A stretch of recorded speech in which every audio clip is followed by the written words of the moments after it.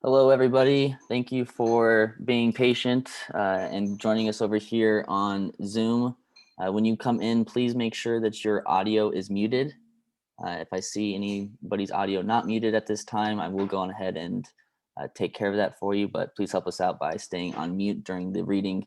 And please put all of your questions into the chat. And we'll funnel them into Susan later on.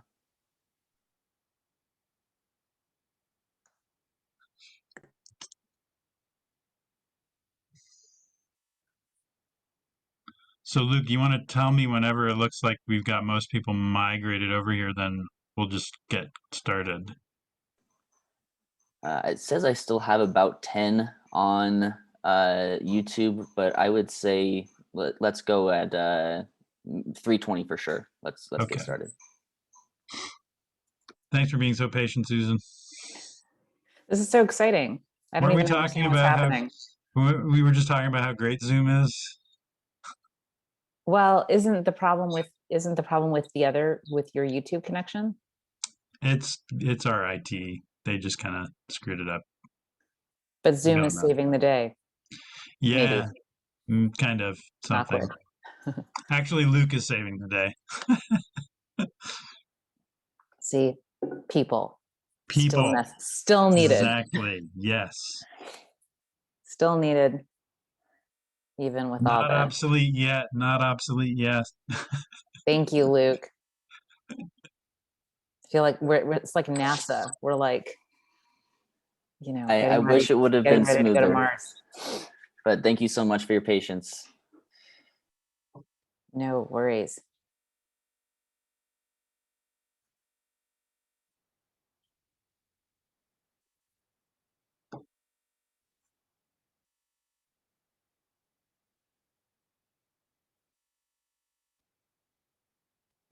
Hi, Aaron.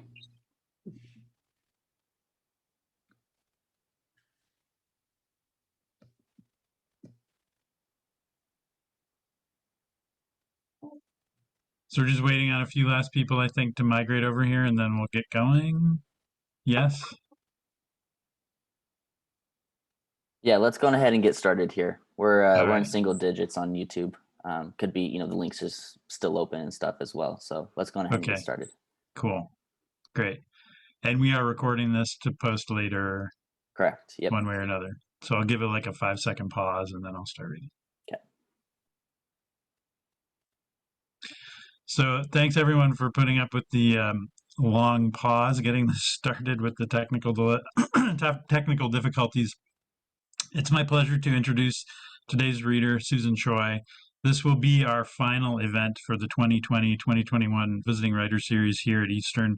And with any luck, also our last Zoom reading. Boy, am I glad to say that right now. We hope, and this is a great way to end things. So Susan is the recipient of grants from the Guggenheim Foundation and the NEA. She's been a finalist for the PEN Faulkner Award and the Pulitzer Prize, and is the winner of a Lambda Literary Award. And most recently, she's the winner of the 2019 National Book Award for her novel, Trust Exercise. Susan's work is powerful, graphic, immersive, and innovative. The sentences are long and complex, at times rivaling James or Proust, not just for their impressive syntactical architecture, but for their fineness of detail, their sophistication and wisdom, and for the amount of attention they give to the most elusive moments of reflection and revelation for her characters. And yet, her novels are anything but slow-moving. The effect of this combination, sentences that make you want to slow down and savor the richness of the language, and narrative drive that makes you want to turn the pages as quickly as possible, is a magic trick I'm not sure I know how to parse, but it makes her work irresistibly engaging and rewarding. So she'll be reading today from a short story, I think, an excerpt of a short story, which we could probably post the link to go read the rest of it at the New Yorker. in the chat later. And then we'll follow that with some open-ended Q&A. I'll start it off with a few questions, and all of you are welcome to put your questions into chat. We will do our best to answer all of them. And unfortunately, she has to be somewhere at, well, we'll say like 50 minutes from now. So we'll try to keep this to a quick pace. But yeah, so without further ado, here is Susan Choi.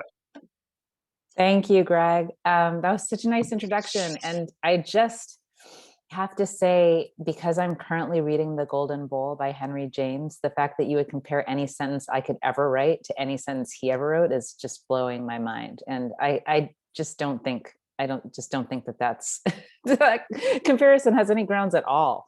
But thanks for saying that. James is really, like building sentences with materials that like they don't make anymore. I don't even know how he did that. I was literally just making my way through The Golden Bowl right before I signed on for this. So I'm flattered and shaken, and yet I resist the comparison. It's just too flattering. I'm gonna read from this story, Flashlight, that was in the New Yorker at the end of last summer, and I'm not gonna have time to read it all. And in fact, I'm gonna read less of it than I'd originally planned, because I just love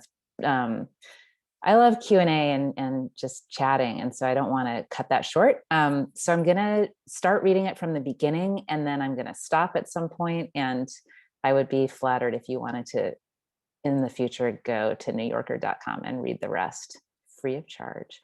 So without further ado, I'm going to read from the beginning of Flashlight. One thing I will always be grateful to your mother for: she taught you to swim. Why? Not asked as a question, but groaned as a protest. Louisa does not want her father to talk about her mother. She's sick of her mother. Her mother can do nothing right. This is the theme of their new life, in Louisa's opinion, that Louisa and her father are two fish who should leave her beached mother behind. They're making their way down the breakwater, each careful step on the heaved granite blocks, one step farther from the shore. Her mother is not even on the shore, seated smiling on the sand. Her mother is shut inside the small, almost waterfront house they're renting, most likely in bed. All summer, Louisa has played in the waves by herself because her mother isn't well, and her father is invariably dressed in a jacket and slacks. Every day since they got here 4 weeks ago, she's asked her father to walk the breakwater with her, and tonight he's finally agreed. Spray from the waves sometimes lands on the rocks, so he's carefully rolled up the cuffs of his slacks, though he's still wearing his hard, polished shoes. In one hand, he holds a flashlight, which is not necessary. In the other hand, he holds Louisa's hand, which is also not necessary. She tolerates this out of kindness to him. Because swimming is important to know how to do, he explains, for your safety. But when she gave you lessons, I thought it was too dangerous. I was very unfair. I don't care. I hate swimming. They both know that the opposite is true. Perhaps her father recognizes her comment for what it partly is, a declaration of loyalty to him, as well as for what it mostly is, a declaration by a 10-year-old child who is contentious by reflex without any reason. Far out over the water, far beyond where the breakwater joins with a thin spit of sand, the sunset has lost all its warmth and is only a paleness against the horizon. They'll turn back soon. I never learned to swim, her father reveals. Why? This time her tone is surprised, her question genuine. Because I grew up a poor boy. I had no YMCA. The YMCA is disgusting. I hate going there. Someday you'll feel thankful to your mother, but I want you to act thankful now. These are the last words he ever says to her. Or are they just the last words that she can remember? Did he say something more? There's no one to ask. Louisa lay awake, staring into the dark. The ceiling showed itself in a narrow stripe of light, first sharp like a blade and then becoming softer and softer, which began at the door frame, where the door was very slightly cracked open. The door was cracked open because Louisa was afraid of the dark. She didn't used to be. Louisa opened the door every night once she knew that her mother was well out of earshot, once her mother, with maddening slowness, had made her retreat from the room, clumsily bumping her wheelchair into the doorframe until Louisa wanted to scream at her. When her mother was finally out in the hallway, she'd hesitate, one hand on the doorknob, the door almost, but not fully shut. "Close it all the way, please," Louisa would say in a sharp, grown-up tone. The first time she'd said this, it was because she couldn't stand another second of her mother being there, peering in through the crack. She'd said it every subsequent night in the same way because she'd realized that it was, without being a wrong thing to say, satisfyingly hurtful. After she said it, there would be another brief hesitation, which Louisa didn't mind because it showed that her mother was indeed satisfyingly hurt. Apparently, her mother would have liked it if Louisa asked for a story or a kiss, as if Louisa were still 5 years old. Her mother never expressed this desire, but it was nakedly clear.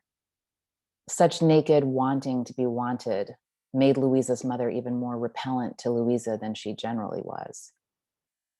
The door would click into its frame heavily.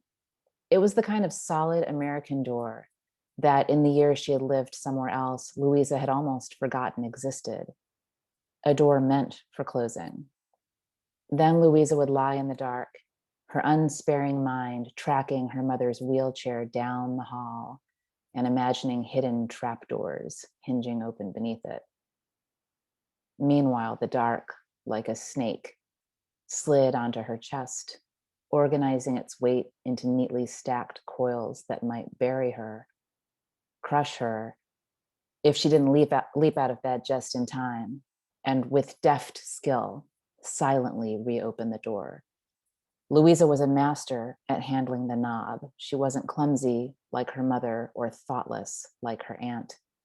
No sound escaped as the light was readmitted, the darkness destroyed. Back to bed to gaze up at the stripe.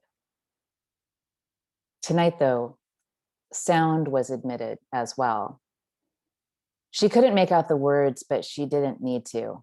She knew they were talking about her. This morning, instead of going to school on time, she'd been taken by her aunt to a building downtown to be examined by a child psychologist. No one had used those words, child psychologist. They had called it an appointment to talk about her grade level, which, at least at the start, she'd believed. On moving here to Los Angeles, she'd been put into 4th grade when she should have been a 5th grader. She'd been halfway through 4th grade when she and her parents had left the US for a year in Japan. And during their time there, she had finished 4th grade, done all the workbooks and readings and tests that her parents had brought on the trip. And she'd finished the Japanese 4th grade as well. She had done 4th grade twice in 2 countries, and now was being made to do it over again, had been held back as if she'd failed. The appointment had been in a brick office building with a half flight of stairs at the entrance. And as they climbed, her aunt had said, "This is why your mom couldn't come with us, because of these stairs." I called ahead to ask if there were stairs at the entrance, and sure enough, they told me there were. Your poor mama. "She's not sick," Louisa said. "What's that, honey?" Louisa was silent. "I didn't hear you, honey." Now Louisa could pretend that she hadn't heard. This was effective. No one was ever listening closely. Even the people who especially claimed to be listening were not really listening. It was this way with the man at the appointment. "My name is Dr. Brickner," he said, making a show of bending down to shake her hand. He had already made a show of leaving her aunt in the waiting room and another show of reassuring Louisa that her aunt would be right there waiting for her, as if Louisa were in any fear that her aunt might disappear. Louisa's aunt was like a bright light that Louisa couldn't turn off. On the nights when Louisa's mother wasn't up to it, it was her aunt who tucked Louisa into bed and then lingered too long in the doorway. Louisa's aunt broadcast her kind disposition by constantly tilting her head to one side, crinkling her eyes, and compressing her mouth as if to savor all the good tasting mirth trapped inside. Sometimes, performing this face for Louisa, she added nostalgic comments about her two grown-up sons and how precious it was to be reminded of them by Louisa's novel presence in her home. Louisa doubted her aunt felt this way. Until she and her mother had moved here, Louisa had never heard of this aunt and uncle, her mother's brother, whom Louisa was now meant to pretend she'd known about her whole life, her whole 10 years of life, during which she had never heard their names or seen their photos or received a card or a gift from them on her birthday, had never answered the telephone to hear either one of them ask for her mother or her father. Now she lived in their house and drank orange juice with them staring at her. They behaved toward her the way all adults had since her father had died, with a combination of hearty attention and squeamish discomfort. Brickner, just like this ugly brick building we're in, the man had added heartily. That's how you can remember. But my first name is Jerry, and I'd like you to just call me that. Can I call you Louisa? So I don't need to remember, she said. What's that? He pointed his grin at her. What did you say?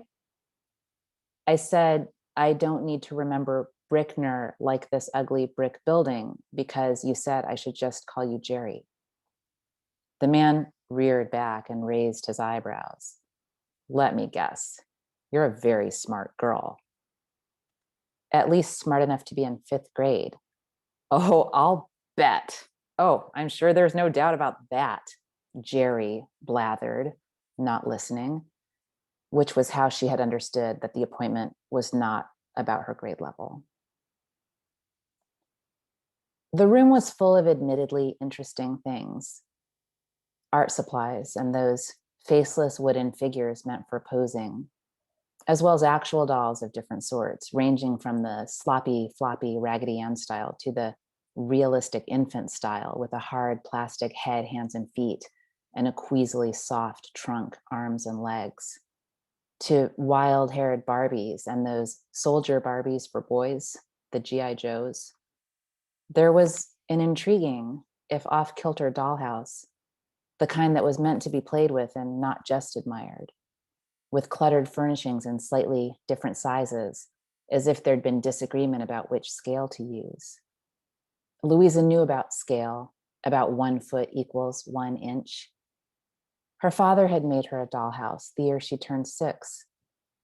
1st grade had been the year of her passion for a store at the mall called It's a Small World, which sold elaborate miniature homes that she would gaze into, mesmerized, with the peculiar sensation of leaving her body and slipping in amid those wee, wonderful things she lacked the words for and so had to learn one by one. Fireplace irons and grandfather clocks and hat stands and claw-footed armoires. The young heroines in the books she liked most lived in such houses, full of little wooden knobs and dust ruffles and embroidery, each stitch as small as those tiny black seeds, which are lofted by dandelion fluff. Every visit to the mall, Louisa's mother gave her 20 minutes to browse in the store as a matter of policy, placidly ignoring her pleas that they actually buy something. Her father, by contrast, had needed her to plead only once. Off they had stormed to the mall, her father lambasting her mother's cheapness the entire drive there, into the store, and immediately out he had stormed once he'd seen the first dollhouse price tag. I can make that, he'd said. The thin walls of hobby plywood had been tacked together with tiny nails that nevertheless caused the walls to split and splinter, their exposed front edges unsanded. The roof had been shingled with strips of a rough rubber matting that her father had found in the basement. Wallpaper scraps from the hardware store were cut down to size for the walls and the floor. He'd even built much of the furniture himself, sitting at the kitchen table night after night in his undershirt, with a glass of beer near at hand and his pipe clamped between his teeth, while he cut strips of balsa and glued them to form the crude shape of a canopy bed. At first, Louisa had been horrified by the clumsy, indelicate house, though her horror was silent. Her father's labor awed and grieved her. He was toiling to make something ugly that she didn't desire. Yet, somehow over time, she'd realized that here too was the charm of the small. Her mother perhaps helped reveal it by sewing tiny pillows and bedspreads and the bed canopy, by showing Louisa that postage stamps could be put into brown cardboard frames to make art for the walls, that a length of embroidery yarn could be wound in a tight ball the size of a pea and pierced through with 2 straight pins and an X to look just like someone's miniature knitting. Then Louisa had spent hours on the floor, gazing into her strange handmade house. It had come to feel so like her home that the very few items within it that were consolatory gifts her parents had bought her from It's a Small World, the grand piano with its blue velvet bench, the 4 spindly chairs, looked out of place and inauthentic, wrong. Louisa. She was startled to find Dr. Brickner just over one shoulder. She turned away from the dollhouse, stepping neatly around him, and dropped into a chair. Moments before, during the introductions, the thing to do had been to shirk his eye contact and look at things in the room that weren't him. Now he'd caught her looking interested in something, and the thing to do was to shirk that something and seem not to care about it. They were alone together, and no one had told her how long it would last. But let it last forever. She wouldn't give him anything. I think I'll stop there.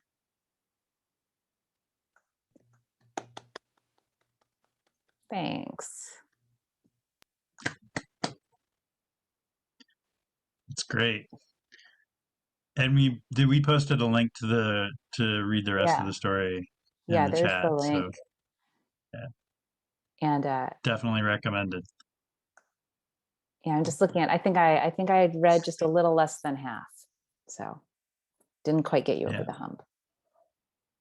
But yeah. So I'll start off with a couple questions, and then we'll hopefully get a bunch of questions from our students and former students. I see some former students on the screen here, which is pretty cool.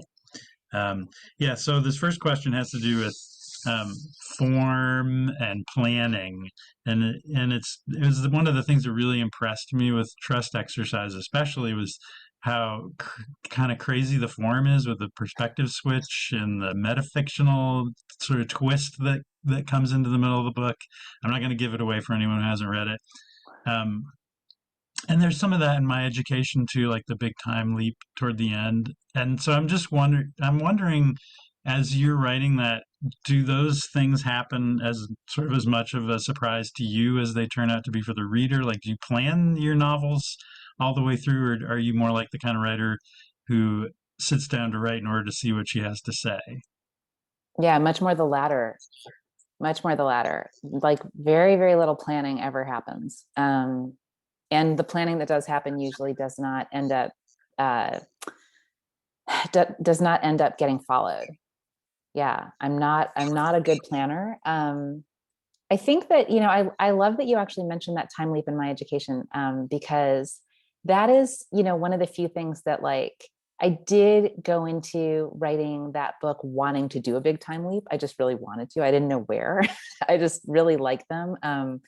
And it's one of the things I really admire about Alice Munro's fiction, is I just love the way she'll, like, open a story, give you a few sentences, and then whoosh, everybody's like, they were 20 and now they're 70. And she's like, just keep up. It's only been 50 years. And she doesn't tell you anything that happened in the interval. And I just love that about her work. And so I always kind of had like a yen to do that. But that's about as much planning as I ever do. And especially with Trust Exercise, that book really evolved on the way. And I didn't even plan for it to be a book. So, like, that's how little planning was involved with that project. So, but when you hit that point where you're like flipping back and forth between first and third, and the narrator's sort of interrupting herself, slipping into third, then back into first, and like, how did you navigate that?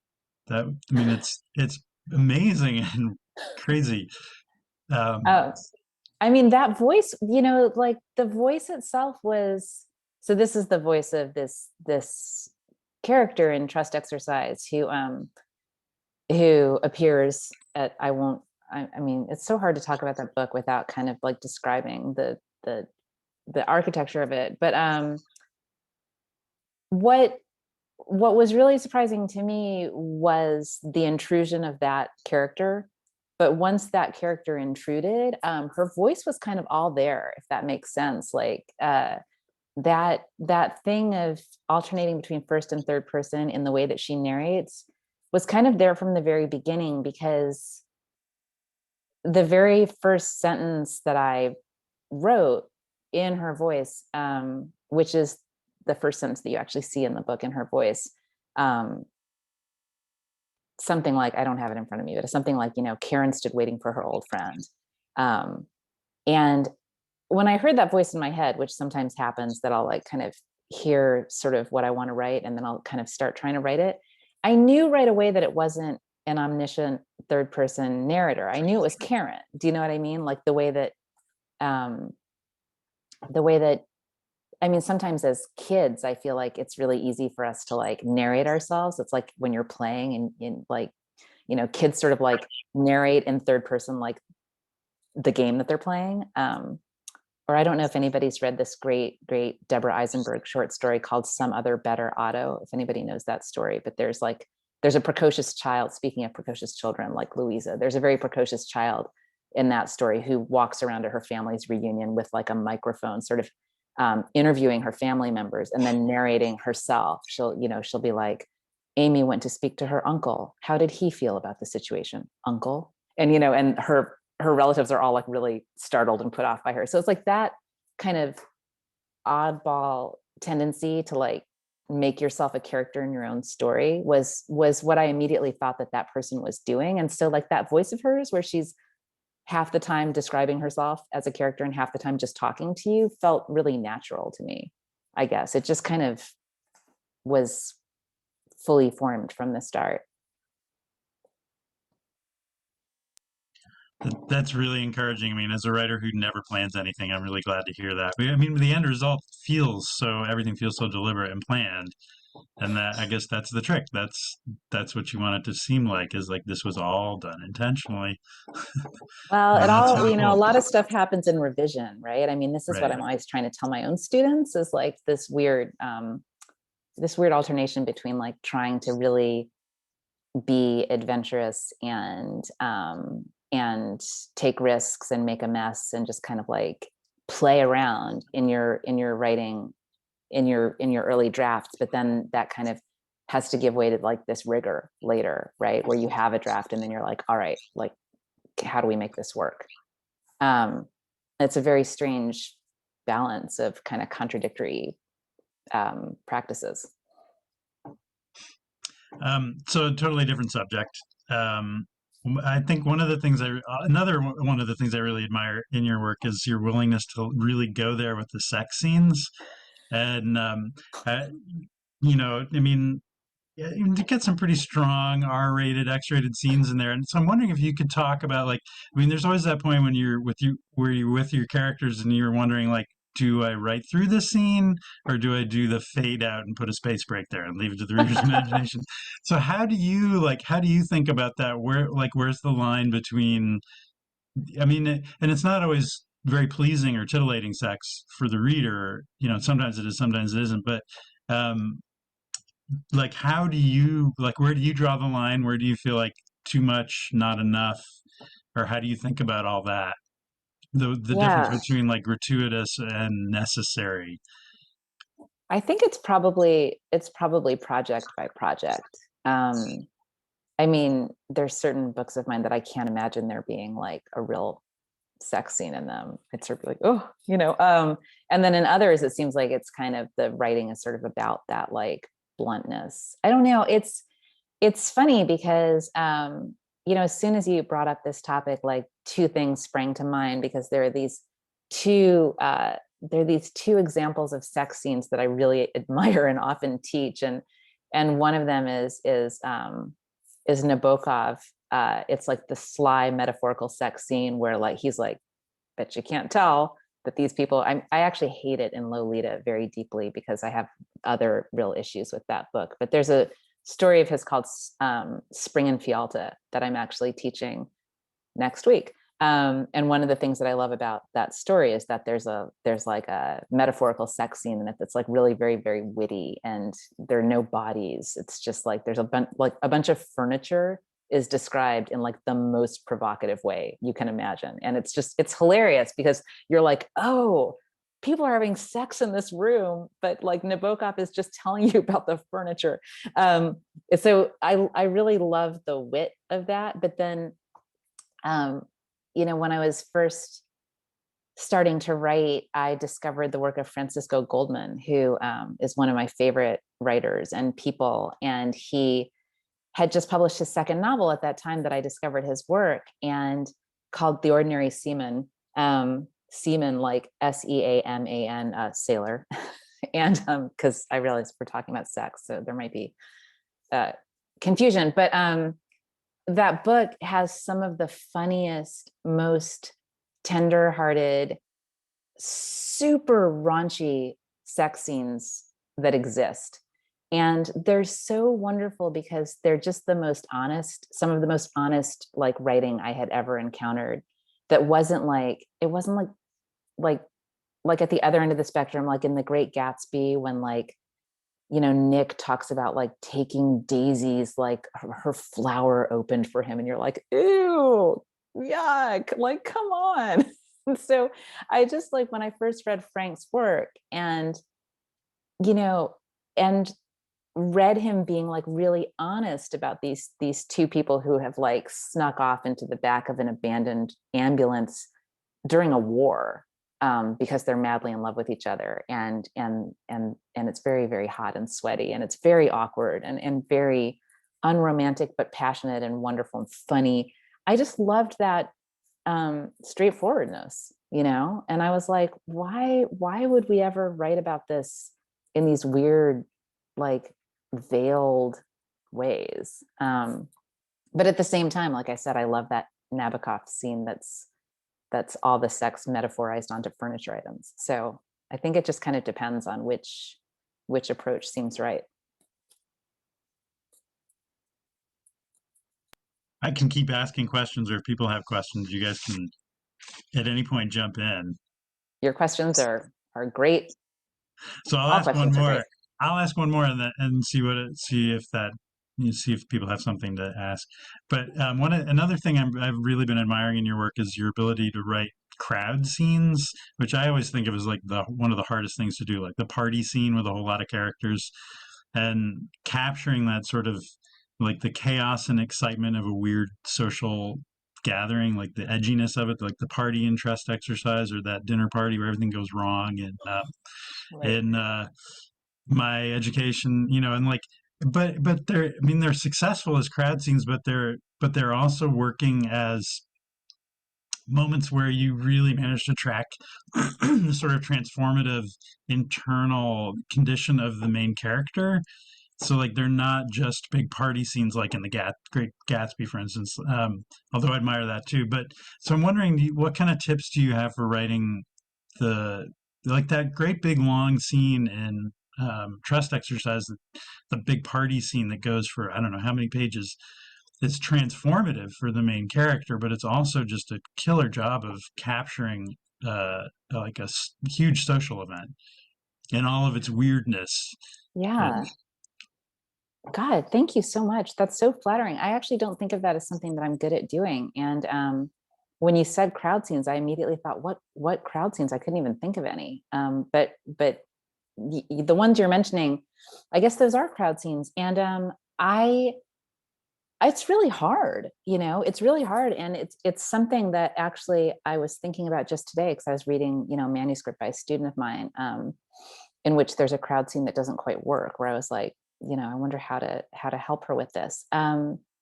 I think like the only thing I can really think of, because it's been a while since I've written those scenes, is that architecture is always super important to me when I'm writing any scene, and particularly that trust exercise party. I actually remember really needing to know for myself what the space was that the party was unfolding in. Like, it's the party at Mr. Kingsley's house. That's what you mean, right? Whereas it's like there's a party, and yeah, I think I had to think a lot about, like, first of all, what did the house look like? I actually needed the entire house, where I was like, how big is this house? Where are the doors? Where are the different spaces where people are like going to go get high or get drunk or make out or whatever? And that really helped a lot, actually, with figuring out that scene, was actually figuring out like all of the different discrete spaces in that house where things were going on, and then sort of keeping tabs on, like, the party as it existed, like in the backyard where there's no light, versus like on the porch, versus like in the kitchen, versus like upstairs in someone's bedroom. And yeah, I think space is really important for these scenes. Like, what is the space, and who's filling it? That's a great tip. Do we have questions in the chat here? I've got Yeah, tons. I see a question in the chat, actually, which I can read, except that I need my reading glasses to read it. Is it okay? Just say it if that's helpful. Oh yeah, yes, please do. Yeah, I was just thinking. Yeah, I was noticing in the story you just read, and then also I think it's in trust exercises. You really pay attention to sort of like these fractional moments of like the quality of the light, right? Like it's like the top action, like they're walking through the office of the guy, right? But we're getting all these, I don't know, like flashes of instinct and visuals that I feel like kind of pick apart just really tiny moments. So I guess I'm curious about, is that in some of your first draft, or is that something where you kind of write out a scene and then as you're kind of revising it, you find and kind of pull out those kind of I don't know if it's making sense, but those details that kind of stretch the moments? Yeah, that's a great question. And, it's really interesting because different writers do this really differently. And I'm actually working with a student right now who does the opposite of what I do. So now I can tell you what I do, because I've noticed that she does the opposite. My first drafts are super, super dense, and often like utterly choked on detail, to the point that, when, like, the first time I read Nicholson Baker, I just started laughing, because I was like, I think he's making fun of me. Like, he wasn't. I knew he doesn't know me, but just like that, like, overabundance of detail, like, how many trees are in the yard, and like how many metaphors can we use to describe the trees, and like how, it's just always too much. Like, just immersion to the point of paralysis, I would think, can sometimes describe my first drafts. And I often end up pulling stuff out and paring it back and trying to figure out, like, what are the details here that actually like are evocative of this atmosphere, and what are the ones that are just tedious and like the reader does not need to know these things. So I err on the side of excess. And I think it's just because I'm sort of a self-indulgent over describer. Like,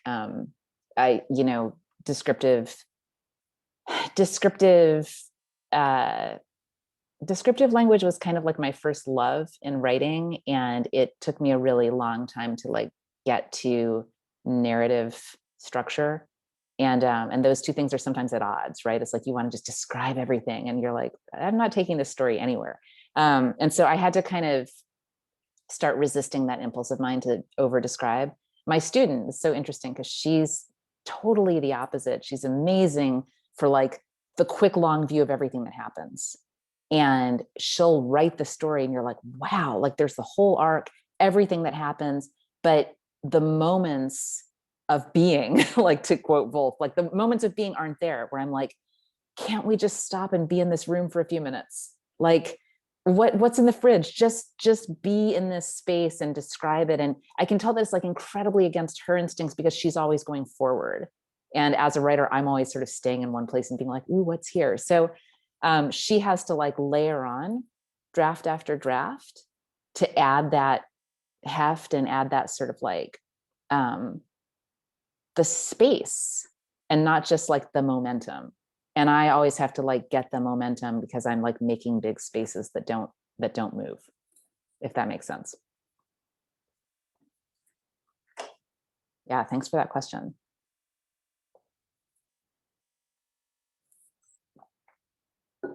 Anybody else have a question?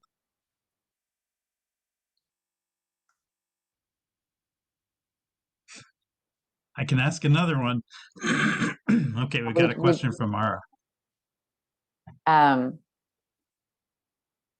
You mentioned you didn't envision trust exercise as a novel originally. Can you say more about that? Oh yeah, I could say a lot about that. Oh my God. Where do I start with this and not talk for like an hour? So, you know, originally trust exercise was actually just a file on my hard drive of writing that I did when my novel wasn't working. So I was working on a novel, very self-consciously, like I was writing a novel, and which has not been published and maybe will never be published. It exists in like a first or a second draft form. It's really just a total disaster as a book. And I'd been working on this novel for a long time. And it was very consciously like my next project. And it was going so badly that I sometimes would just decide to take a break from it and write anything else to just try to get some distance on this project that wasn't working. And one day, one of the things that I wrote just to get away from my novel was I thought, well, maybe I'll write a short story. And so I started writing this short story. I wanted to write about drama students, and I actually wanted to write about like young love.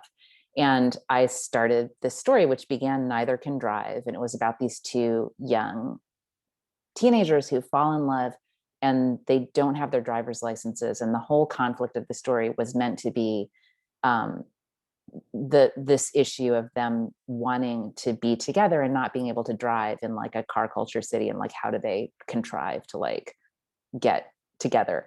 That was the whole scope. But you know, because I envisaged them as being drama students at, you know, an arts school, I just called the file Trust Exercise because I remembered trust exercises from like a very brief period of my life when I took acting classes. And so that was just what the file was called. And I was like, oh, this will be a story. It'll be short. I'll finish it. It will make me feel good. I will go back to my novel. And then neither of those things happened. My novel didn't work better. And the trust exercise file wasn't short and didn't finish itself. It just kept accumulating stuff, which is what always happens to me. It's just there's more stuff and no structure. And so now I had two things. I had an entire novel that had no structure. And then I had this story that also had no structure. It was very open-ended. But because that material had fewer expectations attached to it, because it was just a story, and I was like, oh, I guess this story just isn't working out, I kept adding to it for fun, and actually would just like return to that file at like enormous intervals. Sometimes like 6 or 8 months would go by where I wouldn't think about it at all. And then for whatever reason, often having to do with teaching, because I was teaching a lot, and you know, and teaching is a huge part of my life, and teaching intersects with a lot of really complex stuff that we're working through in our culture and in our society right now. And you know, I had started this trust exercise file probably in like 2013 or 2014, and then in 2015. I returned to it, and there was a lot of stuff going on in my teaching life and a lot of controversies on the campus where I was teaching, and they sort of started working their ways into the trust exercise material, and then I put it down again. And then in 2016, there was a whole lot of stuff happening on a national level that was surprising to me, and that started working its way into the trust exercise material. And meanwhile, the trust exercise material, because it didn't have because it wasn't under the weight of any expectations, I was just doing whatever over there. So, you know, one day I was like, not to do spoilers, but this character that I've already referred to, the one who, you know, narrates herself, one of these days she just sort of occurred to me, where I was like, what if there was somebody like her? And I wrote that for a while. And so like soon there was just a very strange and interesting thing happening over in this file that I had no preconceptions attached to at all. And it had gotten so long that it was as long as my failed novel. And my agent, meanwhile, who's a very just astute and amazing reader and extremely tactful, which is a great quality in an agent, said, you know, do you have anything that you want to show me? No pressure. Like it's only been 5 years since you published a book, but anyway, no pressure. And I said, well, you know, I'm still really having a lot of trouble with my book. And she said, well, what about that other thing that you've mentioned? Because apparently I'd talked about it. And I was like, oh, that, you know, that's not really a book. And she was like, I kind of want to see it. So of course, being my agent, you know, she read it and said, well, this is the book that we're going to sell. And I don't know what's going to happen with the other one. I think you should just take a break. And I was like, but it's not a book.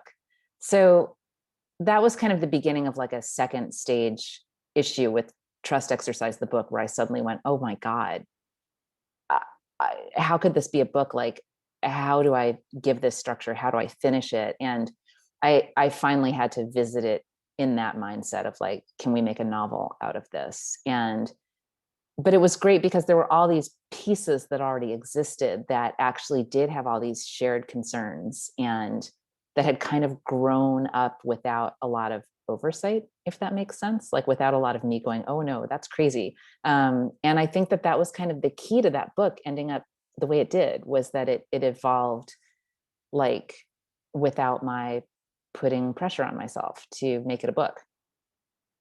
And then I did put pressure on myself to make it a book, which was very difficult, but eventually it became one. Try not to talk about it for like another half hour. That is super, super interesting.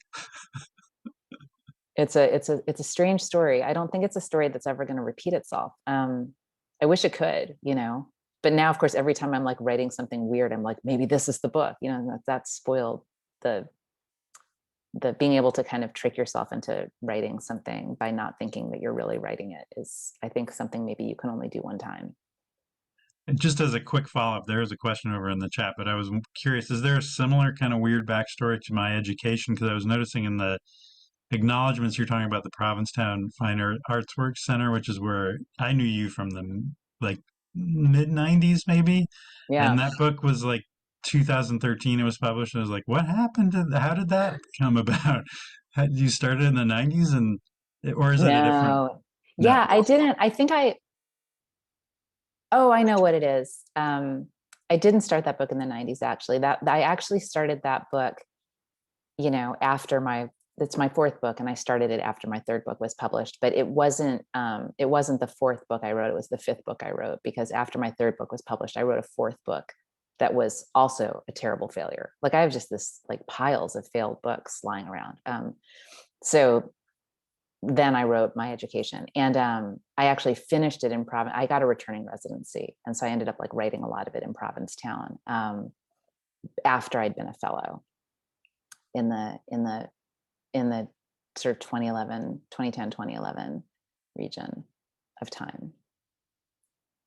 I see a question in the chat, which I'm squinting at.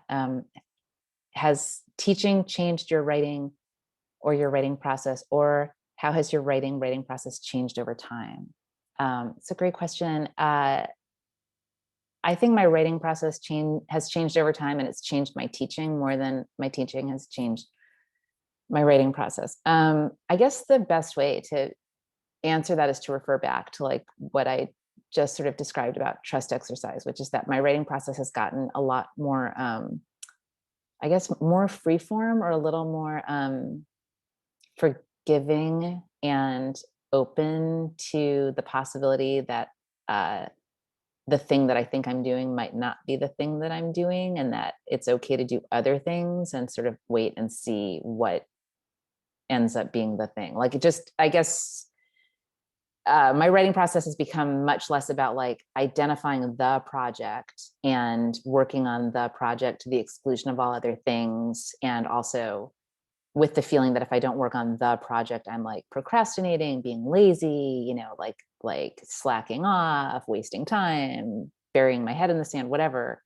To like more of a recognition that like all of the different kinds of writing that I'm doing at any given moment are worthwhile, and some of them might not be published ever, and some of them might be published someday, and some of them might be on the way to finding some other thing that is going to work. And so just trying to be like less, I guess, product oriented or less sort of outcome oriented in my writing. I think I was very outcome oriented as a younger writer because I'm just a slow writer.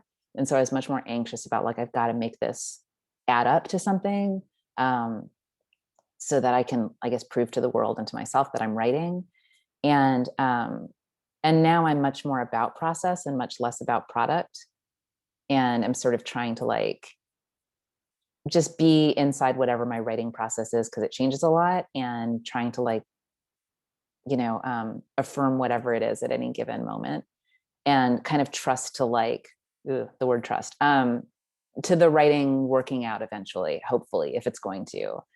And so my teaching has changed because I've really been trying to focus on process and generative stuff with my students more than end product, you know, and trying to like explain to them that it's much more important that they kind of figure out what sort of writing process works for them and what their voice is, and much less important that they like polish, you know, 3 perfect stories at the end of every 15-week semester. And so that's been really interesting in terms of just like the way we workshop and the way in which I grade. I hate grading classes, but I have to. And so I've kind of moved away from like final polished draft and moved closer to like a lot of just in process, you know, markers of productivity. Like clearly you're being productive, keep going. Just curious, as a quick follow-up to that, does that feel harder or easier to do after having, you know, all this national attention for trust exercise? It feels both for me personally. It's both harder and easier. Like it's weird. I all by myself, like, which is not easy. Like, how do I put this? When I'm sort of alone with my thoughts, I'm pretty happy with where I am. I have not been productive during the pandemic at all. I've really not been able to write very successfully during this time. And I, you know, for the most part, I feel okay about it. I kind of feel like this is not normal. And like, I'm not going to beat myself up that I'm not really working. And I've done a lot of reading, and my reading life has really evolved a lot. I feel like my relationship to reading has actually deepened, and it's been really important to me. And it's okay with me that I'm not writing that much right now. But then a lot of the time you're not alone with your thoughts. Like there are other people in your world who are, for example, wondering where your next book is going to come from. And so when I'm interacting with those people, I feel anxious and concerned. So it just depends on the context. I'm gonna there. I see another. Sorry, I'm squinting because I do think I need to jump off within a few minutes. So I'm gonna answer Megan's question. Do you think of a specific audience or person as you are writing, that you are writing for? That's such a great question, and the answer is actually no, I don't. And I think it's helpful. It's never occurred to me to really think of a specific audience. And I've also like never been aware of how little I do until my books are done usually. And then like with Trust Exercise, I wrote that book, as I've said, in this kind of weird way without realizing it was a book for a long time. Then I realized it was, then I got freaked out and was like, oh no, now it's a book.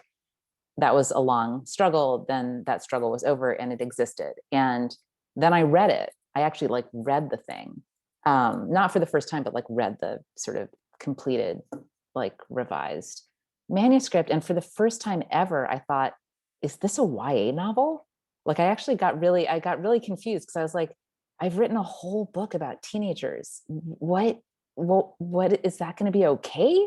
Like, and before that, I had never stopped to think, who will read this book? Will adults read it? Will teenagers read it? I just didn't think about it. And I'm glad, because I wouldn't have finished it if I had worried about that.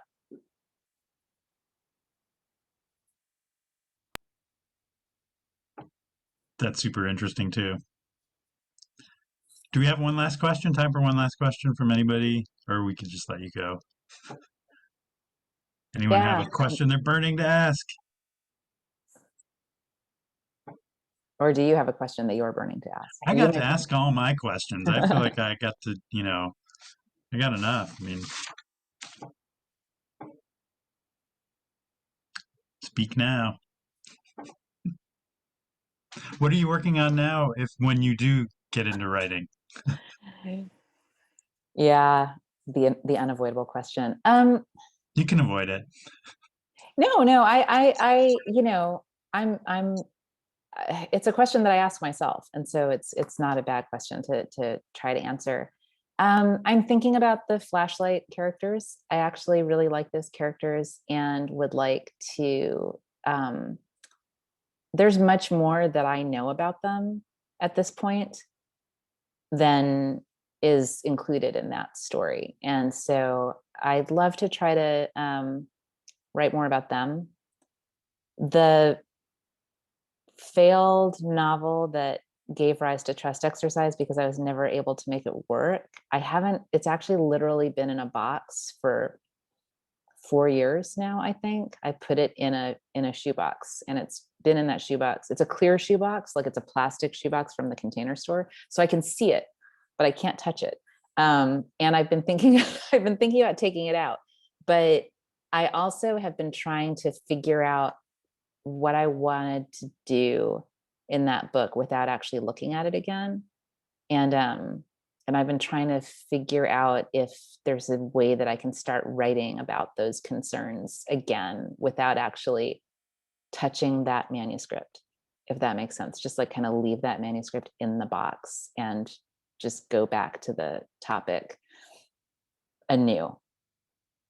So those are the two things that I'm kind of thinking about. And meanwhile, not writing so much, but reading Henry James actually right now, as mentioned, which takes a lot of energy. True, it does. Well, thanks so much for spending this hour with us, and sorry for all the technical problems getting started. Well, they were heroically solved by Luke. Yes. So yeah, well done. Well, they did get solved somehow. So I think you did it. Yeah. So thanks again, and thanks everybody for showing up. Sorry to have kept you waiting so long in the ether, and hopefully this is our last virtual reading for a while, maybe for good. I don't know. We'll see. We'll see. Yeah. Thanks, everyone. Yeah, I wish you a return to your in-person program. And me too. I'm actually even looking forward to my commute, which I never would have thought I would say, but I'm actually like, it'll be kind of nice to spend 2 hours driving on I-95 again to teach a class. I'll feel that way for 1 week, but still. A whole week. Anyway, thanks everyone. Thanks, and have fun in your next event. Thank you. I'm gonna go eat something. Get a quick bite to eat. Go eat. I will. Anyway, take care. Thanks so much.